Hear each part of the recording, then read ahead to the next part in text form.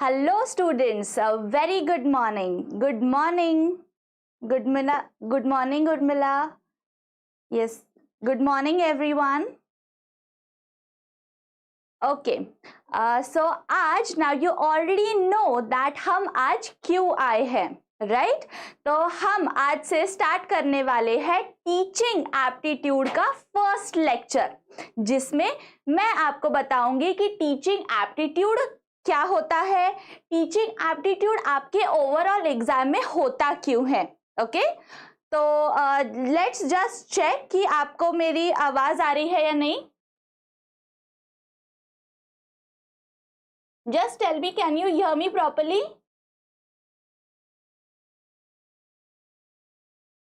Yes, good morning.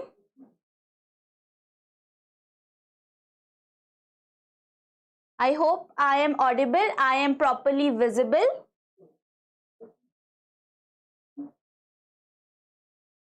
A very good morning to everyone.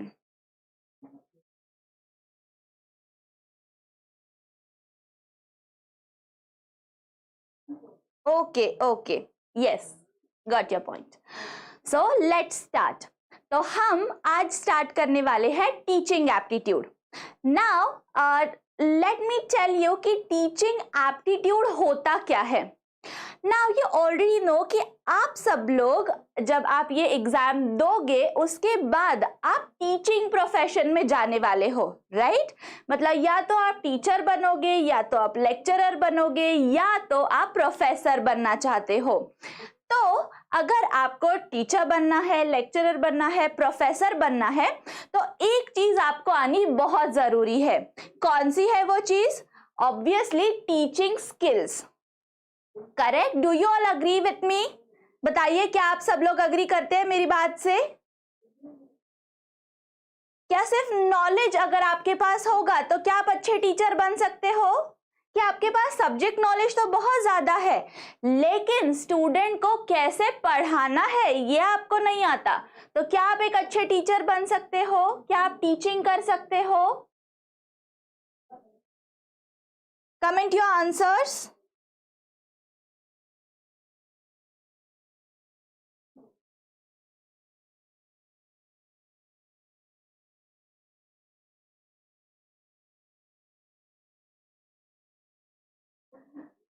नहीं, right? तो उसके लिए आपको क्या करना पड़ेगा? आपको टीचिंग स्किल्स आनी इंपॉर्टेंट है. तो अब जब आपको सब्जेक्ट नॉलेज तो आपके पास ऑलरेडी है, राइट? लेकिन ये पेपर जो टीचिंग एप्टीट्यूड का जो पेपर होता है आपकी एग्जाम में, वो इसीलिए होता है चेक करने के लिए कि क्या आप टीचर बनने के काबिल हो या नहीं. ओके, तो इससे आपको जो भी टीचिंग के लिए जो कुछ भी चीजें रिक्वायर्ड होती है, जैसे कौन कौन सी मेथड्स आपको फॉलो करनी चाहिए, कौन कौन से रूल्स आपको पता होने चाहिए वाइल टीचिंग, फिर टीचर कैसा होना चाहिए, फिर आपके लर्नर्स जो आपके स्टूडेंट्स होंगे वो कैसे होने चाहिए, ये सब के बारे में हम इस टीचिंग एप्टीट्यूड में स्टडी करने वाले हैं. ओके, तो अब हम क्या करेंगे? हम पहले एक तो बेसिक टॉपिक देखेंगे और फिर हम हमारा मतलब कौन कौन से टीचिंग एप्टीट्यूड में कौन कौन से टॉपिक्स आते हैं वो हम चेक करेंगे, और उसके बाद हम हमारे कॉन्सेप्ट की तरफ जाएंगे. ओके, तो आपको अब पता चल गया कि टीचिंग एप्टीट्यूड एग्जाम किस लिए होता है, कि अगर आपको फ्यूचर में टीचर बनना है तो एक अच्छा टीचर कैसे बनते हैं ये आपको पहले पता होना चाहिए. तो वो ही हम पता करने वाले हैं through out this particular syllabus. ये पूरे सिलेबस में, टीचिंग एप्टीट्यूड के सिलेबस में ऐसे टॉपिक्स कवर किए गए हैं स्टूडेंट्स कि जिसके थ्रू आप फ्यूचर में कैसे एक बेटर टीचर बन सकते हो ये इवैल्यूएट होगा. तो ये पूरा जो पेपर होता है ये 100 मार्क्स का होता है, और इस पूरे पेपर के थ्रू वो लोग जज करते हैं, एग्जामिनर्स जज करते हैं कि क्या आप एक अच्छे टीचर बनने के काबिल हो या नहीं.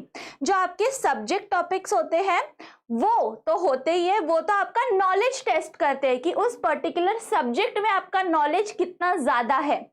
और ये जो पेपर 1 है आपका टीचिंग एप्टीट्यूड का, उसमें टेस्ट होता है कि क्या आप टीचर आप कितने अच्छे बन सकते हो।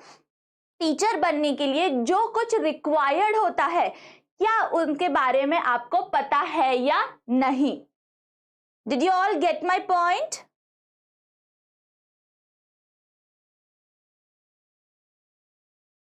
Yes yes absolutely. ये लाइफ साइंस के जो सेट एग्जाम है, ये पेपर 1 का हम डिस्कशन कर रहे हैं। ये जनरल एप्टीट्यूड पेपर है, ये कंपलसरी होता है।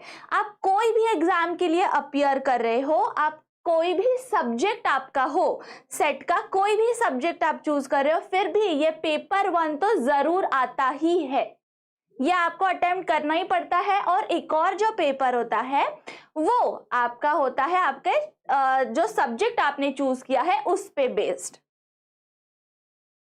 ठीक है, तो तब तक मैं आपको थोड़ा सा गाइड कर दूं कि देखिए, अगर आप कोई भी CSR नेट हो, गेट हो या सेट हो, किसी के लिए भी आप अगर ऑनलाइन कोर्स करना चाहते हो, या आपको ऑनलाइन टेस्ट सीरीज चाहिए हो, या सिर्फ आपको लगता है कि हम सिर्फ स्टडी मटेरियल से सेल्फ स्टडी कर सकते हैं, तो हमारे पास स्टडी मटेरियल भी अवेलेबल है। ओके, तो आप हमारी जो वेबसाइट है www.ifasonline.com, उस पे विजिट करके आप ये सब कुछ, इस सब के डिटेल्स आप पता कर सकते हैं। ओके, एंड मैं आपको एक और चीज जो which is a very proud thing for IFS, मैं हमारे जो रिजल्ट है MH सेट का वो भी आपको बताना चाहूंगी कि आप देख सकते हैं कितने सारे स्टूडेंट्स ने IFS के थ्रू उनकी एग्जाम क्वालिफाई की है। ओके, तो आप भी IFS के साथ जुड़ के आपकी एग्जाम क्वालिफाई कर सकते हो। ओके, तो दीज आर आवर रैंकर्स। तो अब हम बढ़ते हैं हमारे मेन टॉपिक की ओर। ओके, तो can you see one image on the screen? क्या आपको एक स्क्रीन इमेज दिख रही है स्क्रीन पे? आप बताइए मुझे कि इस पर्टिकुलर इमेज से आपको क्या पता चल रहा है, क्या समझ में आता है इससे आपको कि क्या कर क्या रहे हैं ये बच्चे, क्या कर रहे हैं, और ये कौन है मैडम, और ये क्या कर रहे हैं, क्या समझ आ रहा है आपको इससे ओवरऑल?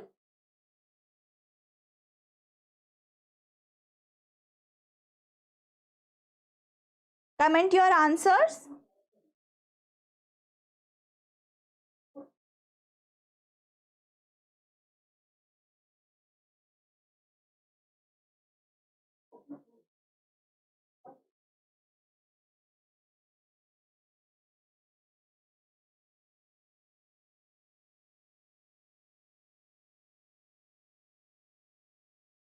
फास्ट फास्ट बताइए, तो हम आगे बढ़ेंगे और हम देखेंगे कि ये मैम जो भी कर रही है वो ये इसका मकसद क्या है, क्या रोल प्ले करती हैं ये।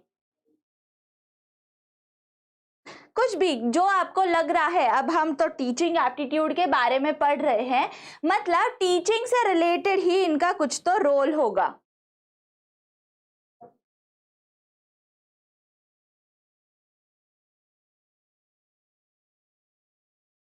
Yes, teacher is teaching the class. Correct correct. तो मतलब ये क्या कर रही है कि वो मैम है हमारी, वो टीचर है एक, और वो इन सारे स्टूडेंट्स को टीच कर रही है। करेक्ट।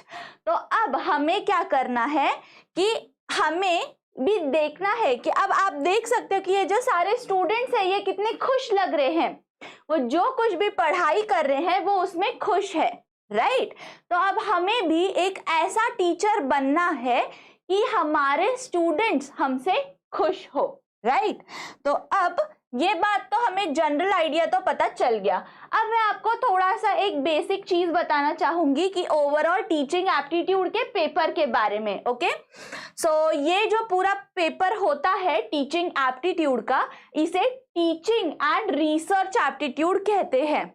ओके, तो इसका पेपर पैटर्न देखिए कैसा होता है। टोटल नंबर ऑफ क्वेश्चंस इसमें कितने होते हैं?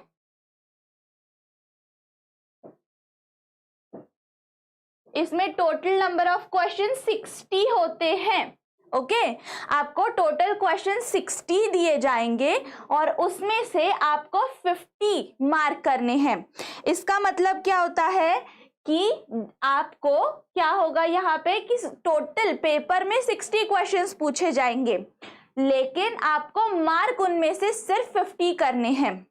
अब अगर आप 50 मार्क करोगे तो बाकी 10 का क्या होगा? Correct, that will be your question.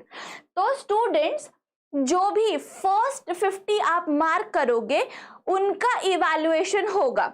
बाकी के ये जो 10 होते हैं ये एक्स्ट्रा होते हैं आपके लिए, आपके एग्जाम में ये एक्स्ट्रा क्वेश्चंस है। ओके आपको ये एक्स्ट्रा ऑप्शंस देते हैं ताकि आप अगर कुछ नहीं आ रहे हो आप किसी क्वेश्चन के आंसर्स तो आप बाकी को सॉल्व कर सकते हैं, इसीलिए ये 10 एक्स्ट्रा होते हैं। अब ये ऐसा नहीं है कि 51 से लेके 60 तक एक्स्ट्रा होते हैं। ओके आप कोई भी अगर मान लो आपको 4th क्वेश्चन का आंसर नहीं आ रहा तो इसको मार्क मत कीजिए, ये छोड़ दीजिए और पहले 54th का आंसर मार्क कर लीजिए अगर आपको वो आता है। तो अगर आपने ये आंसर अगर मार्क किया है तो वो इसको कैलकुलेट करेंगे, वो इसको 54th जो आपका है उसके बेसिस पे वो आपको मार्क्स देंगे। क्लियर? तो जो भी क्वेश्चंस आपको आते हैं उनको आप पहले मार्क कीजिए, देखिए मत नंबर मत देखिए कौन से नंबर का क्वेश्चन है, बस आपको आता है या नहीं उसका आंसर इतना चेक कीजिए। ओके तो इस तरह से ये 50 क्वेश्चंस आपको दिए जाएंगे। टोटल मार्क्स जो होते हैं वो उसके लिए 100 मार्क्स होते हैं टोटल। ओके और 100 मार्क्स अगर अब आप कहोगे कि 100 मार्क्स है, क्वेश्चन तो 50 ही है, बाकी 50 का क्या हुआ? तो यहाँ पे आप देख सकते हो there are 2 marks for each question. Clear? तो इससे क्या पता चलता है आपको कि हर एक क्वेश्चन को 2 मार्क्स है। तो अब आप देख सकते हो how important this teaching aptitude paper is. Okay और ये पूरा का पूरा जो पेपर होता है ना स्टूडेंट, इसका टेंशन लेने की बिल्कुल जरूरत नहीं है। ये बहुत ही सिंपल वे में पूछा गया होता है। इसमें बस आपका overall knowledge, teaching related knowledge check करते हैं वो कि कितने अच्छे आप टीचर हो या कितने अच्छे टीचर आप बन सकते हो, क्या आपको जो भी टीचिंग के रूल्स है क्या वो आपको पता है, टीचिंग में आने वाले जो भी कॉन्सेप्ट्स है क्या आप उसके बारे में जानते हो, बस यही सब उसमें टेस्ट होता है। ओके और जनरल नॉलेज बेस्ड क्वेश्चन होते हैं, इसीलिए अगर आपका आंसर करेक्ट आता है so you directly get these 2 marks right away. Okay इसीलिए आपको पता चल गया होगा कि ये जो teaching aptitude, teaching and research aptitude जो है वो टोटल 100 मार्क्स का पेपर होता है which is a compulsory one. तो आपको कितने अच्छे से तैयारी करनी चाहिए टीचिंग एप्टीट्यूड की वो अब आपके पास है। नेक्स्ट जो टाइप ऑफ क्वेश्चंस इसमें आएंगे, टाइप्स ऑफ क्वेश्चंस कैसे आते हैं? मल्टीपल चॉइस क्वेश्चंस आते हैं इसमें, एमसीक्यू क्वेश्चंस आते हैं यहाँ पे। ओके मतलब आपको 4 ऑप्शंस दिए जाएंगे और उसमें से आपको करेक्ट ऑप्शन सिलेक्ट करना है। ड्यूरेशन कितना होता है इसके लिए? तो ये थियोरेटिकल बहुत ज्यादा होते हैं, इसमें बहुत कुछ सॉल्व करने के लिए नहीं होता, इसीलिए ये जो है ये 1 घंटे का पूरा पेपर होता है। 100 मार्क्स का पेपर के लिए आपको 1 घंटा दिया जाता है। और निगेटिव मार्किंग नो मतलब निगेटिव मार्किंग इसमें नहीं होती। ना this is a very positive and beneficial point for you my students कि इसमें कोई भी तरह की निगेटिव मार्किंग नहीं होती। निगेटिव मतलब अगर आपका आंसर गलत होता है तो आपके मार्क्स उसमें कट नहीं होंगे। ओके इसीलिए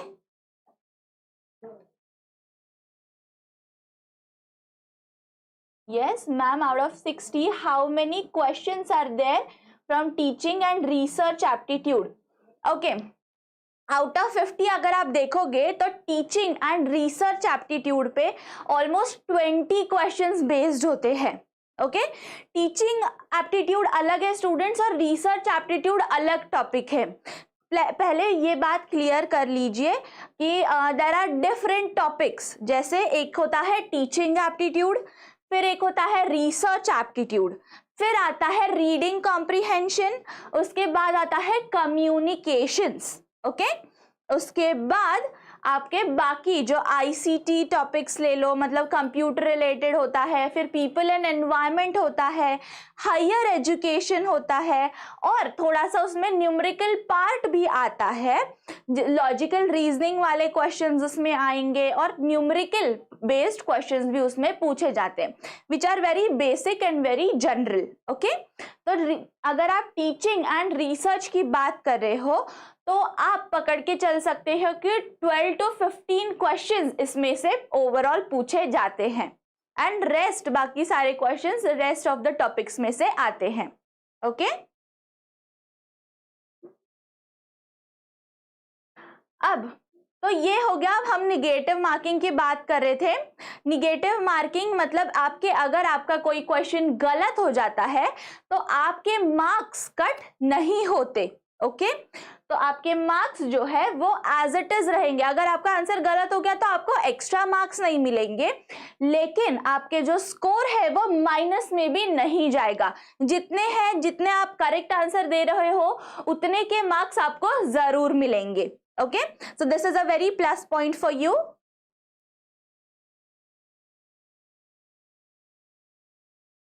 okay,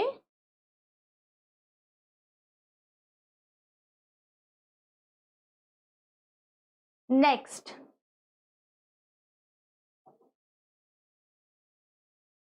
so these are the topics that come in teaching aptitude, okay। तो टीचिंग एप्टीट्यूड में सबसे पहला जो है वो तो आएगा टीचिंग एप्टीट्यूड इटसेल्फ। उसमें क्या क्या पॉइंट्स आते हैं देखो, कॉन्सेप्ट आता है, ऑब्जेक्टिव्स आते हैं, फिर कैरेक्टरिस्टिक्स आते हैं, बेसिक रिक्वायरमेंट आती है, और लेवल ऑफ टीचिंग आता है। तो कॉन्सेप्ट और ये सारे टॉपिक्स हम आज के लेक्चर में कवर करने वाले हैं। हम देखेंगे कॉन्सेप्ट क्या है टीचिंग का, फिर हम देखेंगे ऑब्जेक्टिव्स क्या क्या है टीचिंग के, उसके बाद हम बेसिक रिक्वायरमेंट क्या होनी चाहिए to be a teacher, and then what are the levels of teaching, okay. ये सारी चीजें हम आज देखने वाले हैं।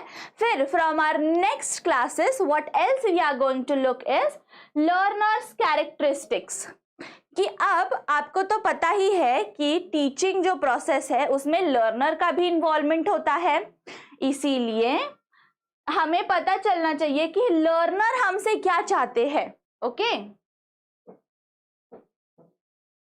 तो हम वो भी देखेंगे। उसके बाद फैक्टर्स अफेक्टिंग टीचिंग, ये एक इंपॉर्टेंट टॉपिक हम कवर करने वाले हैं। फिर methods of teaching, now there are different methods, देख लीजिए यहाँ पे, teacher centred versus learner centred methods, offline versus online method, और एक और अदर्स में बाकी और कौन कौन सी मेथड्स आती है वो भी हम चेक करेंगे।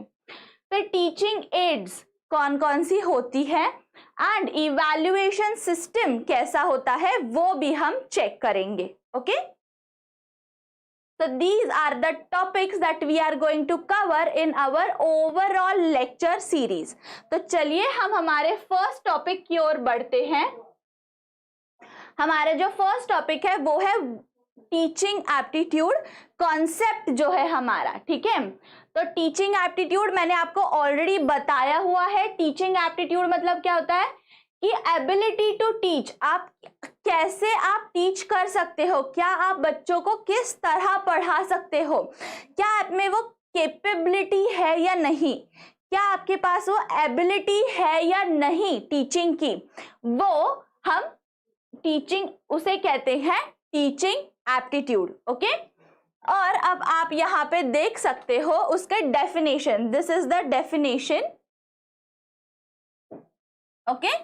सो डेफिनेशन हमारी क्या कहती है हमें कि it refers to the capacity of an individual to be skilled in teaching by receiving formal और इनफॉर्मल ट्रेनिंग, ओके यहाँ पे आप एक इमेज देख सकते हो जिसमें जो टीचर है वो बच्चों को कैसे बच्चे उनका सुन रहे हैं और वो पढ़ा रहे हैं स्टूडेंट्स को, राइट।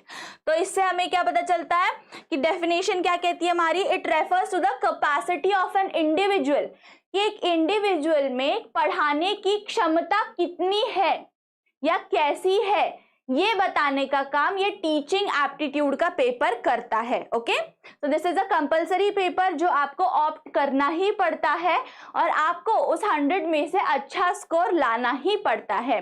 अगर आप आपके नॉलेज जो आपका जो सब्जेक्ट है उसमें आपको बहुत अच्छे मार्क्स मिल गए, लेकिन अगर आप टीचिंग एप्टीट्यूड वाले पार्ट में अगर आपको कम मार्क्स मिल गए तो आप क्वालिफाई नहीं होते हो। सेट ले लो या यूजीसी नेट पेपर 1 में भी आता है यही पार्ट, तो आपको इस पेपर का भी उतनी ही पढ़ाई करनी पड़ती है। ओके, तो इसीलिए ध्यान दीजिए स्टूडेंट्स। अब हम थोड़ी सी हिस्ट्री जान लेते हैं ये टीचिंग। अब ये टीच वर्ड आया कहां से, ओके, वो अब हम जानेंगे। जैसे ये देखिए अब कि मीनिंग ऑफ टीचिंग ये कहां से आया, इट्स अ लैटिन वर्ड, ठीक है। तो ये जो है लैटिन वर्ड कौन सा है, टेक्नो, ये हमारा लैटिन वर्ड है और ये टेक्नो वर्ड से टीच ये वर्ड इन्वेंट हुआ है। ओके, और इसका इंग्लिश मीनिंग क्या है, आर्ट। टीचिंग क्या है, कला है। ओके, तो here you can see teaching is a science of arts. Now students, आप कहोगे कि साइंस और आर्ट्स हम तो अलग अलग पढ़ते हैं, तो टीचिंग जो है वो साइंस और आर्ट्स इन दोनों को एक साथ लाता है। ओके, तो यही खासियत है टीचिंग की। टीचिंग में हम साइंस और आर्ट्स, साइंस सीखने की भी जो कला होती है वो एक टीचर में होती है और वो टीचिंग में आती है। ओके,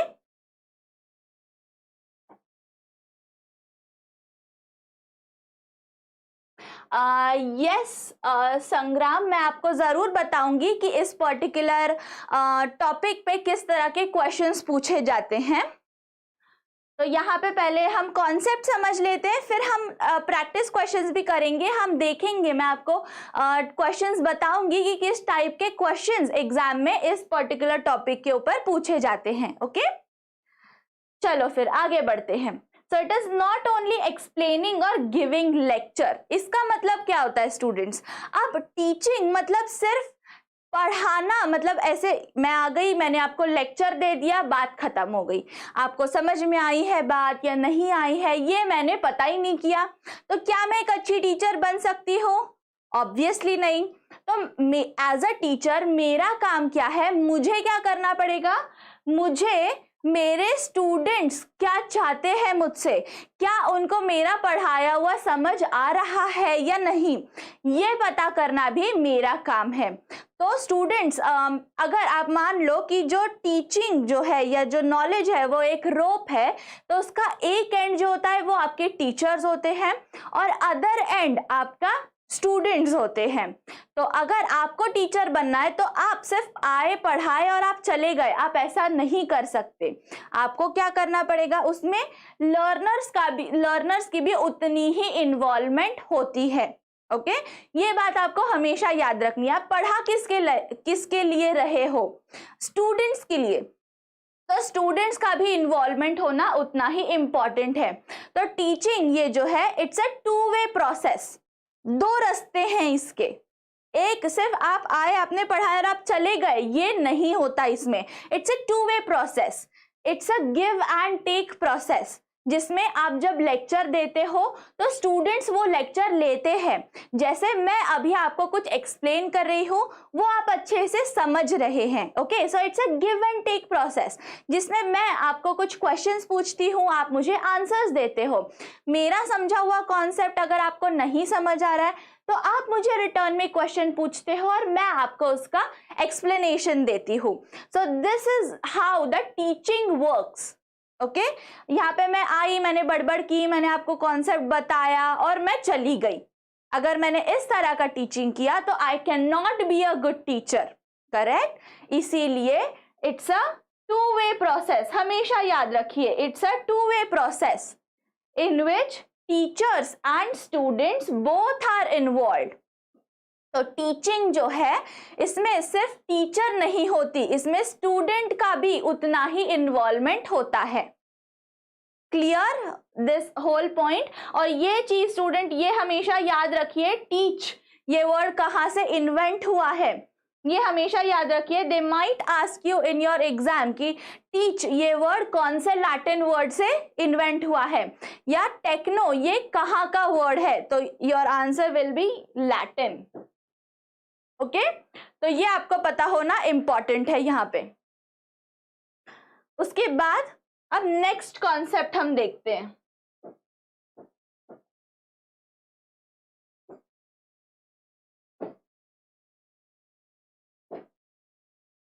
देखो, so the entire teaching act can be divided into 3 definite phases। अब ये जो टीचिंग का जो प्रोसेस है इसे हम 3 डेफिनेट फेजेस, 3 फेज होती है टीचिंग की, उसमें हम इसको डिवाइड करते हैं। कौन कौन सी 3 फेजेस है इसकी? जो फर्स्ट फेज है वो है इंट्रोडक्टरी या ओरिएंटेशन फेज। अब बेस्ट एग्जाम्पल अभी के लेक्चर का ले लीजिए। क्या मैंने आपको बाकी के सारे मेथड्स बताना स्टार्ट कर दिया? क्या मैंने आगे आगे का पढ़ाना स्टार्ट कर दिया आपको? नहीं, मैंने पहले क्या किया, मैंने पहले आपको इंट्रोडक्शन दिया, करेक्ट। और इंट्रोडक्शन के साथ, या उसको क्या कहते हैं, ओरिएंटेशन।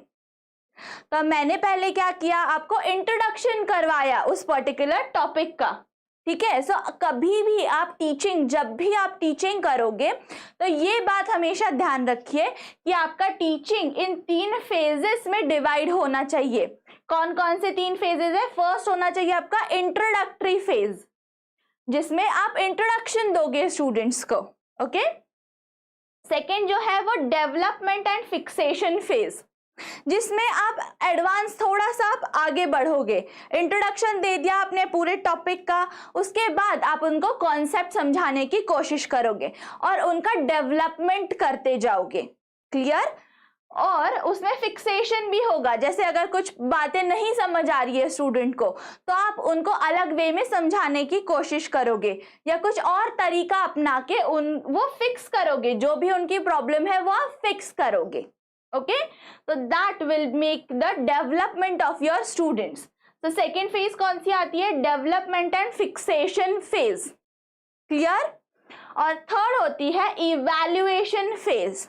इवैल्यूएशन फेज में क्या होता है, जैसे आपकी एग्जाम्स ले लो।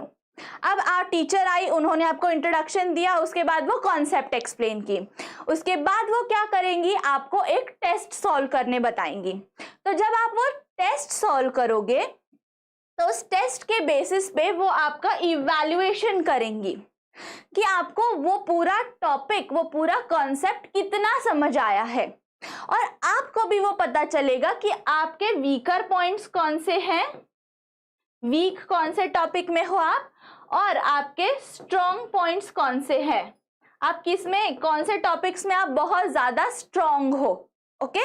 तो फिर आपको किस पे प्रैक्टिस करनी पड़ेगी? सिर्फ और सिर्फ वीक टॉपिक्स पे, ठीक है। तो when you will become a teacher, तो क्या आपको ध्यान में रखना है, ये 3 फेजेस आपको हमेशा ध्यान में रखने हैं, जिसमें आपको पता चलेगा कि कैसे लेक्चर स्टार्ट करना है, फिर आपको सेकंड चीज क्या करनी है, और थर्ड आपको क्या करना है, ओके। तो दिस इज इट। नेक्स्ट हम देखते हैं। अब देखो, अब हम आ रहे हैं, teaching can be defined according to 3 view points. Teaching को 3 व्यू पॉइंट्स में डिवाइड करते हैं हम। कौन कौन से 3 व्यू पॉइंट्स है ये देखिए। पहला जो है वो है अथॉरिटेरियन। अथॉरिटेरियन में क्या होता है, यहाँ पे ये टीचर सेंटर्ड होता है। Now what do you mean by teacher centred? कि जिसमें पूरा का पूरा फोकस टीचर पे ही होता है। अथॉरिटेरियन मतलब टीचर के पास सारी अथॉरिटी होती है। ओके, तो इसमें क्या होता है कि जो हमारा फोकस रहेगा वो पूरा का पूरा टीचर पे रहेगा। टीचर जो पढ़ा रही है वही स्टूडेंट को सुनना पड़ेगा। Student can not make their own interpretations here, ठीक है। फिर सेकंड जो है ये आता है डेमोक्रेटिक। डेमोक्रेटिक वर्ड तो आप बचपन से सुनते आए हो। हमारी कंट्री कैसी है? डेमोक्रेटिक है। मतलब क्या है? यहाँ पे हर एक की राय ली जाती है, राइट। तो मतलब यहाँ पे भी जो डेमोक्रेटिक जो फेज होता है, डेमोक्रेटिक टाइप जो है टीचिंग का, उसमें क्या होगा? उसमें स्टूडेंट को भी, मतलब यहाँ पे टीचर प्लस लर्नर दोनों को मौका मिलेगा उनकी राय, मतलब यहाँ पे टीचर का ज्यादा रोल होगा ही नहीं, यहाँ पे पूरा फोकस हमारे लर्नर पे होगा। लर्नर क्या चाहते हैं वो उनकी राय बता सकते हैं। ओके, नेक्स्ट फिर लाइसेज फेयर एटीट्यूड। लाइसेज फेयर एटीट्यूड जो है स्टूडेंट्स, इसमें क्या होता है? देखो, ये हो गया टीचर सेंटर्ड, डेमोक्रेटिक हो गया लर्नर सेंटर्ड।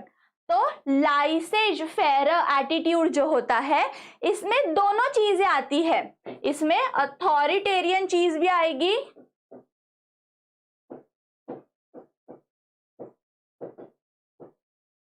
प्लस इसमें डेमोक्रेटिक भी आएगा,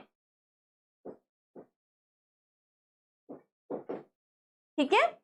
तो ये दोनों चीजें जब फॉलो होती है, अथॉरिटेरियन प्लस डेमोक्रेटिक, मतलब इसमें टीचर सेंटर्ड, मतलब अथॉरिटेरियन भी चीजें आएंगी। टीचर आपको बताएंगी भी कुछ चीजें, टीचर आपको बताएंगी कि हाँ ये आपको एज इट इज करना ही है। जैसे आपके मैथ्स में आपने देखा होगा टेबल्स, टेबल्स याद करना जो होता है ये अथॉरिटेरियन में आएगा, अथॉरिटेरियन टीचिंग में। क्यों अथॉरिटेरियन टीचिंग में आएगा ये? क्योंकि उसमें टीचर ने आपको कहा है कि आपको टेबल्स याद करने ही है। क्यों करने हैं, कैसे करने हैं, क्या करने हैं, ये क्वेश्चन आप नहीं पूछ सकते। आपको क्या पता है कि टेबल्स याद करने हैं। या राइमिंग पोयम्स ले लीजिए, पोयम जो होती है वो आपको याद करनी पड़ती है। आपको उसका मीनिंग समझ आया हो नहीं समझ आया हो, डजेंट मैटर। लेकिन अब डेमोक्रेटिक में क्या होता है कि आपको क्वेश्चन, अगर टीचर ने कोई क्वेश्चन पूछा और उसका जब आप आंसर दोगे, वो हो गया डेमोक्रेटिक में। या आपको कोई कॉन्सेप्ट समझा दी, मैथ्स का कोई फॉर्मूला बता दिया और वो फॉर्मूला कैसे सॉल्व करना है ये आप ढूंढोगे, ये हो गया डेमोक्रेटिक में। और थर्ड जो है लाइसेज फेयर एटीट्यूड, इसमें दोनों चीजें आएंगी। टीचर आपको टेबल्स याद करने भी कहेंगी और उसका यूज कैसे होगा वो भी बताएंगी, और वो सब मिला के जब आप अच्छे से स्टडी करोगे तो उसे हम कहेंगे लाइसेज फेयर एटीट्यूड। ओके, तो ये टीचिंग 3 वे में, इस तरह से 3 वेज में हम टीचिंग कर सकते हैं। या तो टीचिंग अथॉरिटेरियन होती है, या तो टीचिंग डेमोक्रेटिक होती है, या तो टीचिंग लाइसेज फेयर एटीट्यूड होती है। ओके, तो ये चीजें, ये तीनों पॉइंट्स आपको हमेशा याद रखने हैं। There are questions being asked for so many years कि what are these 3 ways of teaching, और या तो आपको डेफिनेशन दी गई होगी किसी भी एक इसकी वे की, और आपको ये 3 ऑप्शंस होंगे और आपको पूछा जाएगा कि ये डेफिनेशन कौन से वे को सबसे ज्यादा सूट करती है, तो आपको इसमें से आंसर पता होना चाहिए। Okay, so are we all clear till now? कोई डाउट्स है अभी भी आपके माइंड में, ये पूरा जो भी कॉन्सेप्ट अभी हमने सीखा है उसके regarding?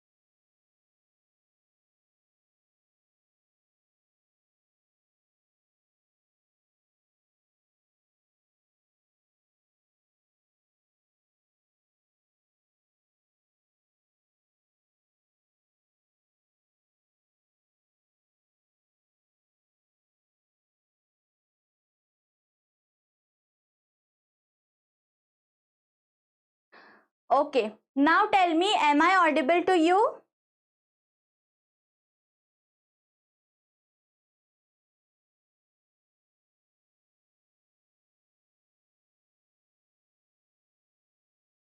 Let's just check the voice clarity and then we will move ahead with our further discussion.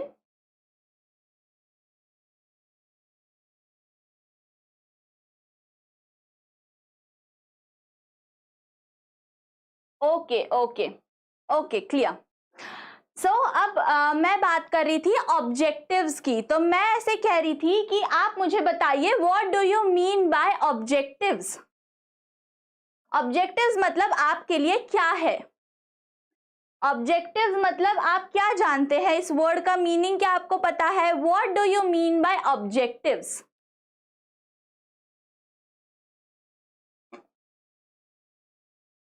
जो भी आप ऑब्जेक्टिव्स का मीनिंग जानते हो वो मुझे बताइए. उसके बाद मैं आपको ये पूरा कॉन्सेप्ट एक्सप्लेन करूंगी. I just wanted to know कि क्या आपको इस वर्ड का मीनिंग पता है या नहीं.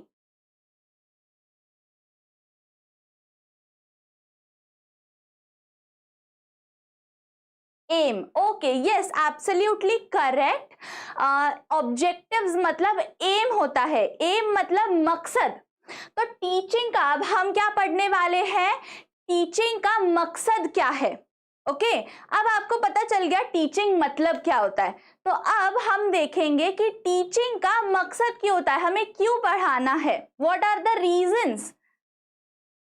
ठीक है.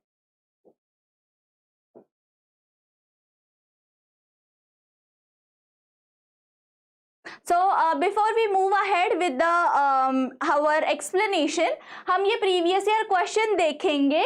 तो जिसके वजह